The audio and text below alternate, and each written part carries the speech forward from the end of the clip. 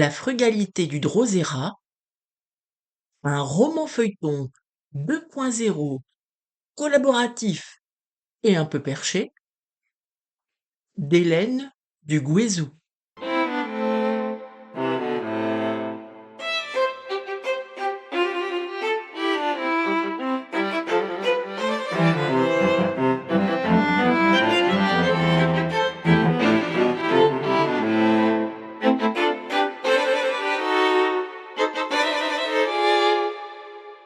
Épisode 4.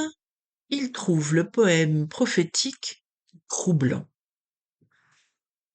Il m'a quand même fallu trouver une source de revenus pour me remettre à flot.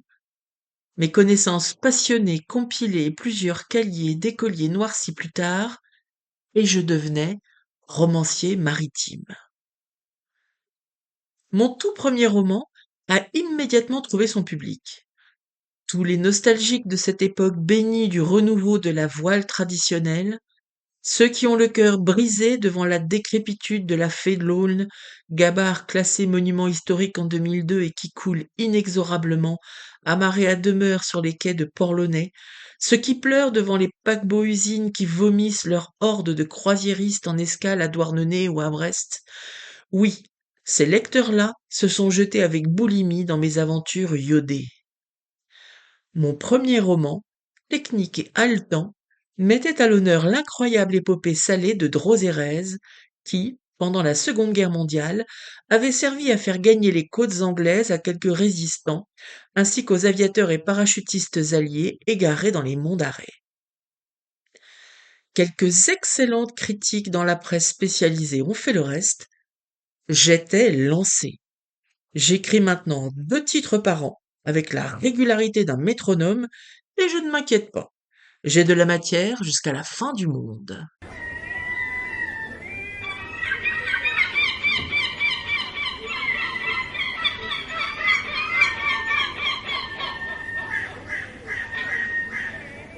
Le lendemain de la disparition de Geneviève, j'ai prévu de profiter de la marée haute pour aller pêcher le bar et relever mes casiers. C'est la contrainte des ports d'échouage, comme celui du Dourduf. Si la mer est basse, les bateaux sont échoués sur la grève, comme en grève. Chaque sortie est donc le résultat d'une infinité de calculs. Haute mer, basse mer, coefficient de marée, orientation des vents, prévision de la météo marine, âge du capitaine et heure de l'apéro. Sans d'étier, Casquet, Ouessant, Iroise, avis de grand frais. Vent de secteur sud-ouest, 6 à 7 Beaufort.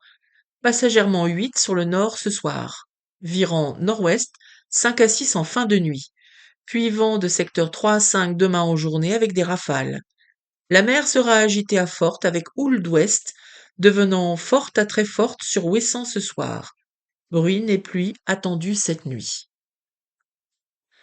Je m'assois au comptoir du café du port, le bien nommé, et que fait vivre Patrick, un formidable bistrotier. Il a eu 1000 vies.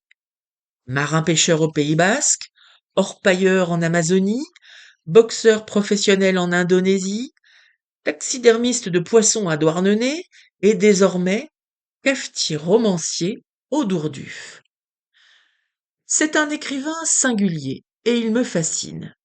Il écrit d'incroyables romans piscicoles de science-fiction dans lesquels il met beaucoup de lui et surtout tout son cœur, sa sensibilité et enfin son imagination infinie. Je le salue d'une poignée de main prudente car il a tendance à me broyer la pogne chaque matin. Jean-Eudes, un pilier de l'établissement, est déjà là comme à son habitude, depuis qu'il est bloqué sur un cycle de poésie marine, un petit noir bien serré et mousseux sous le nez, stylo greffé au bout des doigts et carnet ouvert, page noircie de pattes de mouche poétiques. Salut Jean-Eudes, comment que c'est? Le poète morlésien lève les yeux de son carnet à spirale, ses yeux papillonnent par-dessus ses lunettes, puis il me reconnaît. Je me demande comment il fait pour être à la fois chauve et hirsute. C'est à chaque fois la même chose. Il semble sidéré de ma présence. On se voit pourtant les matins depuis des lustres. Si je ne sors pas avec Drosérez, j'ai toujours quelque chose à y faire, à commencer par l'admirer. Quant à Jean-Eudes, il a ses habitudes de poète contemplant la mer, un grand classique littéraire. Bonjour, bonjour Édouard, je me remets doucement de la tragédie d'hier, souffle-t-il d'un air contrit qui passe très vite. Mais ainsi va la vie. Je termine la composition d'une série de sonnets sur les gens de mer de la baie de Morlaix. Je suis assez content. Je crois que je tiens quelque chose de pas trop mal pour mon prochain recueil. Tiens, écoute ça, je viens à peine de le terminer. Je suis dessus depuis quelques jours et là, ce matin-là, je l'ai. Je grimace en commandant mon café auprès de Patrick qui hausse les épaules en guise d'impuissance et m'adresse un clin d'œil de connivence.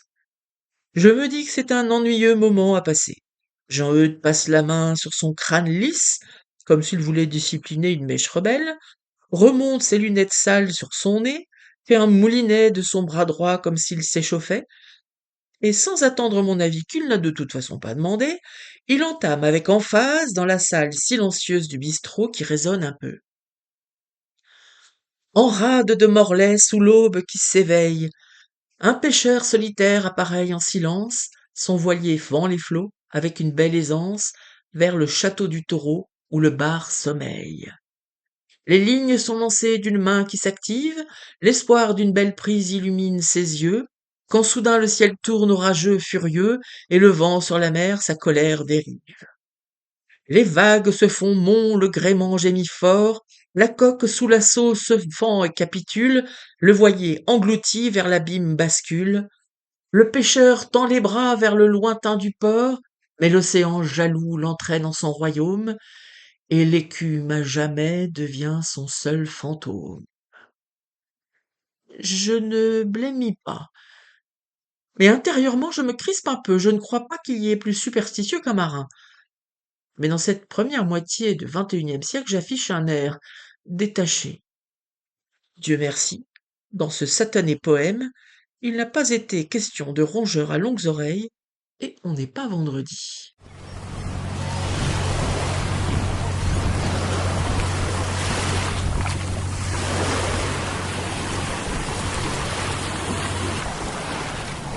C'est très beau, Jean-Eudes. J'assène, parce que je ne sais pas trop quoi dire d'autre. C'est pas tout ça, mais j'ai des casiers à relever, et je vois que Drosérez est à flot. Ça va souffler aujourd'hui. Kenavo! Mais Jean-Eudes est déjà plongé. Dans la correction de son sonnet, je ne fais déjà plus partie de son monde. Du moins jusqu'à demain, où le même cirque va se reproduire. Avec lui, c'est un peu chaque matin le jour de la marmotte. Patrick dit tout le temps, quand il regarde les bateaux au mouillage et les annexes sur le quai, pas de joli bateau sans un joli canot. On est sur la même longueur d'onde. J'ai construit, pour rejoindre Drosérez au mouillage, la plus belle des annexes qui soit, bordée à clin, peinte en jaune citron. Je la mets à l'eau, monte à bord, cale l'aviron sur le trou de godille du tableau, et glisse vers Drosérez entre les mouillages endormis. Godiller fait partie intrinsèque du plaisir total de mes journées en mer. Dos à la proue, j'ai les pieds bottés solidement posés sur le fond du canot, mes deux mains empoignent la godille, et des poignets, j'imprime lentement dans l'onde le 8 qui me propulse silencieusement vers Drosérez. C'est aussi simple que ça. Mon cotre m'attend sagement au mouillage, mais je sais qu'il bout d'impatience.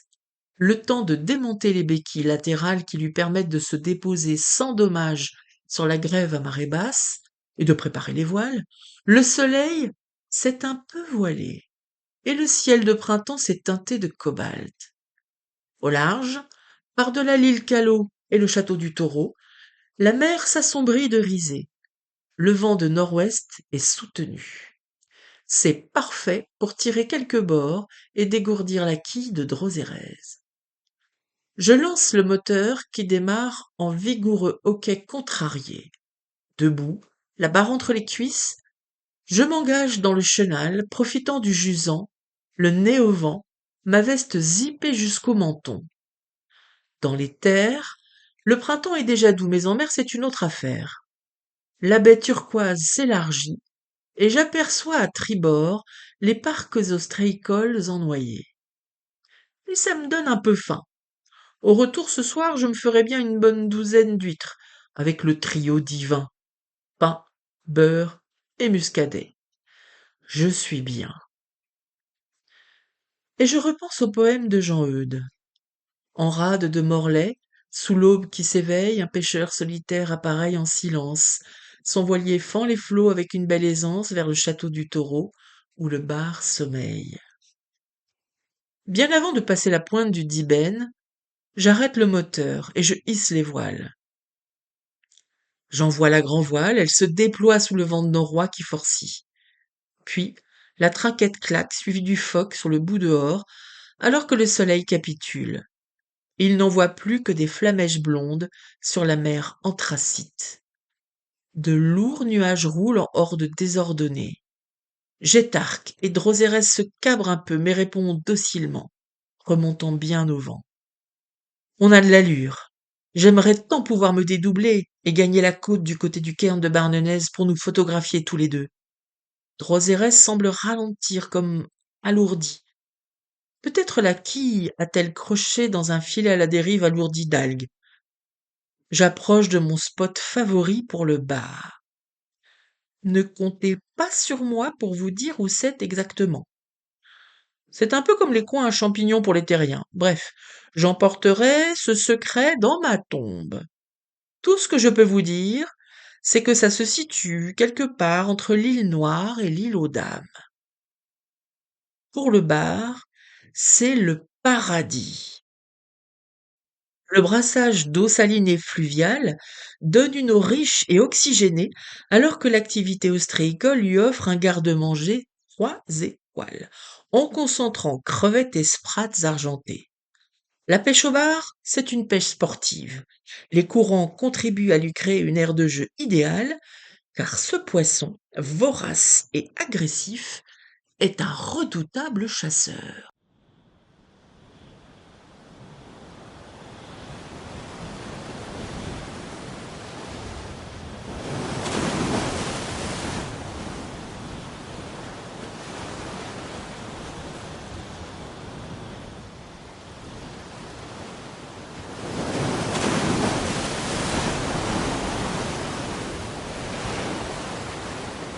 J'empanne, je me place bout au vent, j'affale les voiles et je mouille une bouée. J'ai opté depuis longtemps pour la pêche à la bouche, si élégante, mais complexe avec un bateau mâté. Regardez la beauté du geste, se lancer de la ligne qui siffle sur le clapot, et titille le bar qui rôde dans l'onde glacée au beau milieu des champs de laminaires. Je fais tournoyer ma ligne qui fouette l'air froid, le vent qui a forci dépose la mouche sur le flot haché. Les lignes sont lancées d'une main qui s'active, l'espoir d'une belle prise illumine ses yeux, quand soudain le ciel tourne orageux et furieux, et le vent sur la mer sa colère dérive, murmure Jean Eudes dans ma mémoire. Les goélands, les sternes et les mouettes tourbillonnent en criant. Et soudain, enfin, je vois la ligne qui se tend. Au loin, à l'ouest de l'île de Bas, j'entrevois les premiers grains annoncés qui fouettent la mer. Je suis campé sur le pont mouvant, la coque malmenée par le clapot. Je livre avec le monstre que j'entrevois un combat violent, rapide et intense. Ça bouillonne en surface. Je serre les dents, les épaules tendues, les bras bandés, les mains crispées sur la canne, les yeux rivés sur le bar qui lutte pour échapper à la morsure de l'hameçon. Les rafales de pluie, d'embrun et de vent arrivent sur moi. Je respire l'iode à plein poumon. Il est temps de conclure et de rentrer. J'ai encore mes casiers à relever à la pointe du Cosmer. Le temps s'étire, je fatigue le monstre qui m'épuise. La mer est désormais bien formée, et une houle puissante, ourlée d'écume me malmène.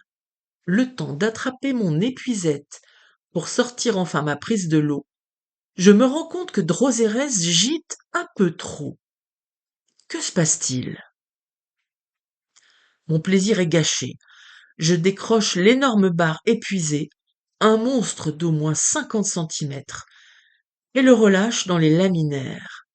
J'ouvre la porte de la petite cabine de Drosérez. Elle est inondée. Il y a une voie d'eau quelque part. À toute allure, je tente en vain de démarrer le moteur. Noyé. Ni une ni deux, il faut hisser les voiles et gagner très vite le rivage. Tant pis pour le bar et les casiers. Il y a urgence. La côte est à la fois si proche et si lointaine. Un grain s'abat avec violence. La houle chahute le côtre. Je perds l'équilibre. Une vague submerge le plat-bord et embarque. Drosérès s'enfonce dans l'eau noire. Je glisse, je tombe, mes bottes s'emplissent d'eau glacée, une nouvelle vague m'écrase. Je me débats, je coule, je me noie. Drosérès me reçoit bientôt sous les 6 mètres d'eau noire. Les vagues se font monts, le gréement gémit fort, la coque sous l'assaut se fend et capitule, le voilier englouti vers l'abîme bascule.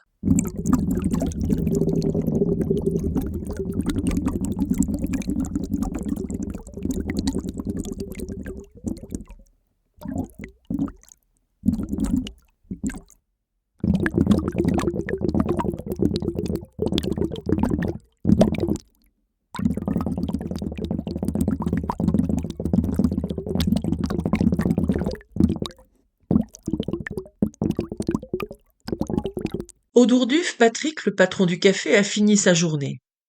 Comme annoncé, le vent a forci très vite, les rafales hurlent sur la baie, la houle roule. Mais le soleil crépusculaire est de retour. Entre deux mondes, c'est l'étale de haute mer entre le flot et le jusant. Patrick a un mauvais pressentiment, qui ne l'a pas quitté de la journée. Le canot jaune se balance sur le corps mort, Drosérès n'est pas revenu, la voiture d'Édouard est toujours là sur le parking du port. Tout ça n'est pas normal. Le cafetier sort son téléphone et appelle le pêcheur. Il tombe immédiatement sur le répondeur. Patrick est inquiet. Il compose le numéro des secours en mer et se rapproche de la voiture de son client et ami. Sur le toit, il trouve une tasse sur laquelle il lit Cercle des romanciers, des auteurs et des poètes de l'Ouest, suivi du prénom Édouard. Le pêcheur tend les bras vers le lointain du port, mais l'océan jaloux l'entraîne en son royaume, et l'écume à jamais devient son seul fantôme. Mais bien plus que la tasse, il trouve le poème prophétique et troublant.